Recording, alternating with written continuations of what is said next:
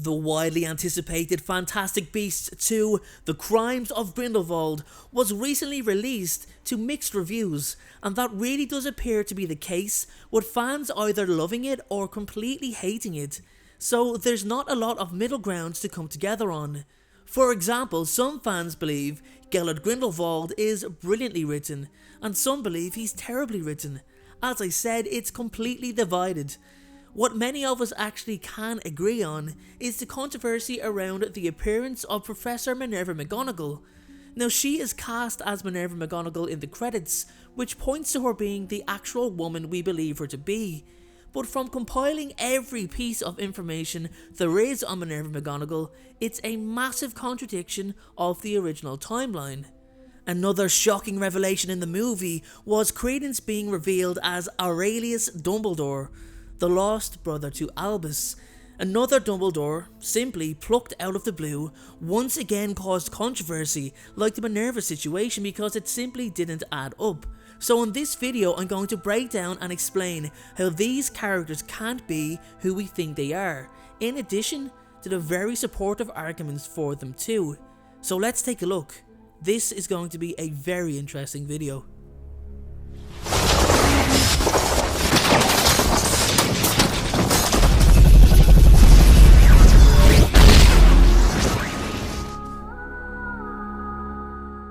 Now let's first start with Minerva. So we get an idea of just how long she's teaching in the Order of the Phoenix from her conversation with Dolores Umbridge when the latter asks Minerva during one of her inspections, to which Minerva replies 39 years in the coming December. So that's close to 40 years. Order of the Phoenix is set in 1995-96, so if we go from December of 1995, that would make it 1956 when she first began teaching at Hogwarts. So there's the first red flag. The Minerva from Crimes of Grindelwald would be teaching an additional 29 years, meaning that she would have been teaching 68 years in total if J.K. Rowling decides to address the Minerva McGonagall in Crimes of Grindelwald as the Minerva we are all familiar with. So Pottermore says she got a job with the Ministry right after graduation and spent her final summer at home before joining the Department of Magical Law Enforcement. She worked there for 2 years before taking up a teaching position at Hogwarts under the then head of Transfiguration, Albus Dumbledore.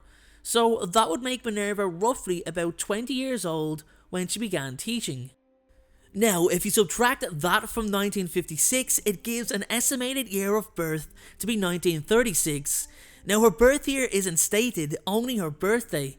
So this would make it 9 years past the timeline of the Crimes of Grindelwald, of which she could be possibly even born, given the previous concrete evidence presented from the Potter books. And that is concrete evidence, guys, it's canon. The conversation with Dolores Umbridge did happen. She only worked for 2 years after graduation, that's a fact. It's nothing hazy or unclear about any of the evidence presented. So taking it all into consideration, this now means that if this is the actual Minerva McGonagall in the Crimes of Grindelwald, then she was approximately 88 years of age by the time of the Order of the Phoenix, and dueled Voldemort past the age of 90. Now, it isn't that old in wizarding terms, but she was still only half-blood. I next believed it could have been her mother. I actually mentioned it in my previous video, but being honest, I didn't think it through that much, because her mother's maiden name of Ross would have been used had she taught in Hogwarts, not McGonagall. In addition to that, Minerva's mother gave up her magic at a very young age for her husband, so I think that's her effectively ruled out. Minerva was the first McGonagall witch in the family, as her father came from a long line of muggles with no magical background at all.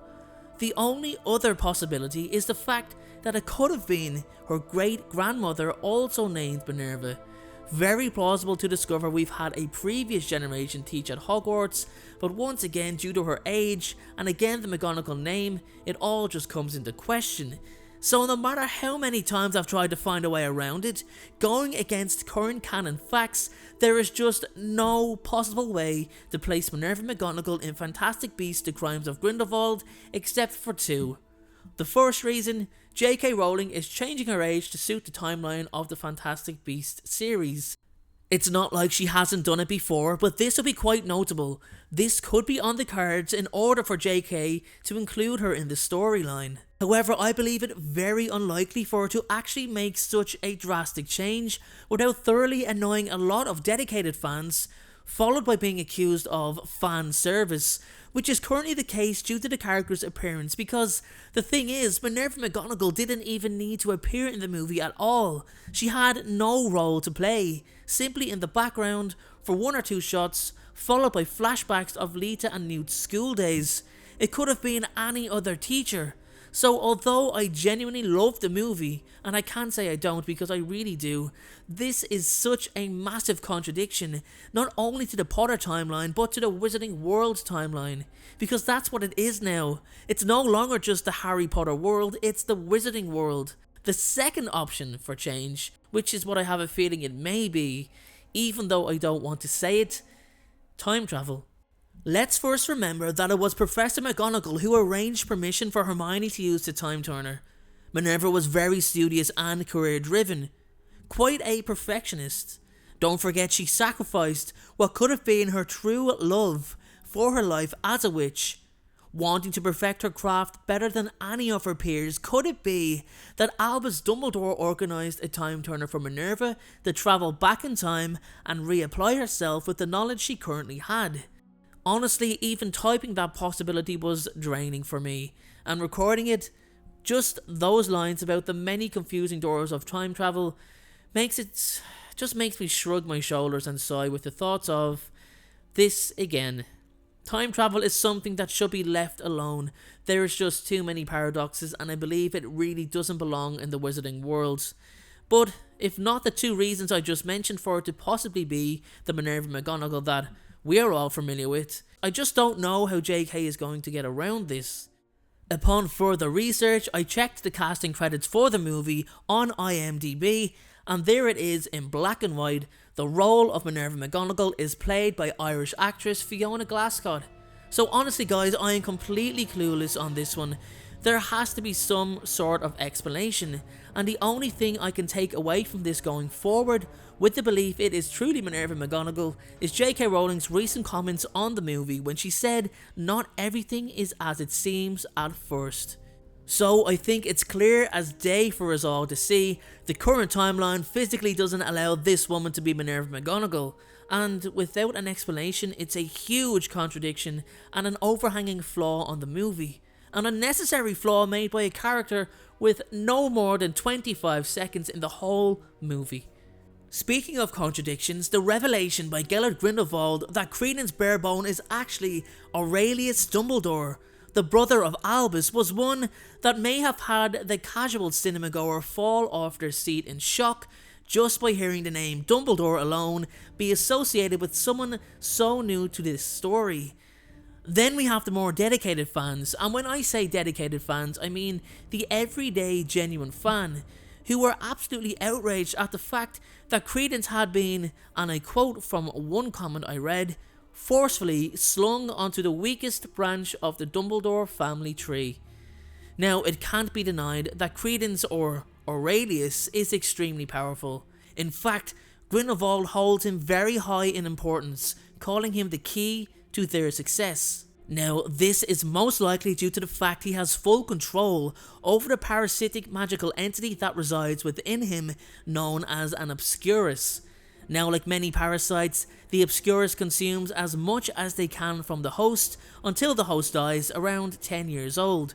But Credence is strong enough to keep the Obscurus at bay, keeping it from killing him, and actually uses it as a weapon, leading Grindelwald to believe he has incredible power. Now, the thing with Credence actually being a Dumbledore falls more in line with those comments from Rowling when she told us that not all is what it seems, because the question is going to remain until it's hopefully answered in the next movie. So is Credence Barebone now really Aurelius Dumbledore? Really the brother of Albus? Well, no. I think it's a clear manipulation of Grindelwald. I don't think he's blood related, but there are a couple of interesting theories I've come across, and I've also done some research on the background of the Dumbledores. So let's just get started with how it affects the timeline. Credence is roughly around 19 or 20 years old, which means he'd have to been born around 1906 or 1907. However, both Percival and Kendra Dumbledore died before the turn of the century, and to be honest guys, I really can't see JK purposely getting this wrong. I just can't, it's too big a deal. At least one of the Dumbledores would have had to been alive for us to even consider this to be true. So in calling it here and now, Credence is not a Dumbledore. He just can't be, it makes no sense. JK Rowling would not get something like this so wrong, and this is what I mean when she says, not all is what it seems. It is a clear manipulation on Gellert Grindelwald's behalf. But it doesn't end there. For me, it actually gets more interesting. I did some digging into the name Aurelius. So first I put it into an anagram generator and I got the name Euralius, which is from the Charaxes Euralius, a species of butterfly. So I thought, Dumbledore is a bumblebee and Euralius is a butterfly. It's a nice thought, but I'm just looking for something that really isn't there. Then there was a possibility that Grindelwald was actually telling the truth. Well, a mild truth, but with more moral belief than concrete substance. Basically, we know how much faith Grindelwald has in his own beliefs. He believes in the power of the Obscurus. So the theory goes that the Obscurus in Ariana left her after death and entered the body of Credence. So this is what Grindelwald means when he calls Credence the brother of Albus Dumbledore, because his sister Ariana's parasitic entity now lives within Credence. So I looked into the name origins of both Ariana and Aurelius and I got some interesting results. Ariana is a name of Welsh origins and means like silver, while Aurelius derives from the Latin name aureus, meaning golden and or glided. So if we put it all together, we could say silver glided to gold. The Obscurus glided from Ariana to Aurelius. Once again guys, I know it appears as if I'm looking for something that isn't there, and maybe that's true, but to be honest, I really did enjoy researching that, and I was happy with what I found. Now the final belief is that Grindelwald, in an attempt to manipulate Credence, is giving him or telling him what he needs to hear, that he belongs to a family. Dumbledore being a massively respected wizarding name, Gellert will inform Credence that his hardship growing up was due to his brother's mistakes, motivating Credence or Aurelius to kill his brother, as Gellert knows he can't himself. Either way guys, I definitely do not believe that Credence is a blood related Dumbledore. Thank you so much for watching, I truly appreciate your support. Everyone, notifications of uploads are more important than ever, so please, if you haven't already, turn those notifications on to make sure you're notified the moment my video goes live. Making videos is what I love to do, it's my dream and my passion. However, it does cost time and money to produce this content, so if you have $1 to spare to support me on Patreon in exchange for some exclusive unseen content, then you can click the Patreon link below or at the end of this video. Please only support me if you can afford it. And make sure to follow me on Instagram at InstaDNJ and on Twitter at PotterFolklore.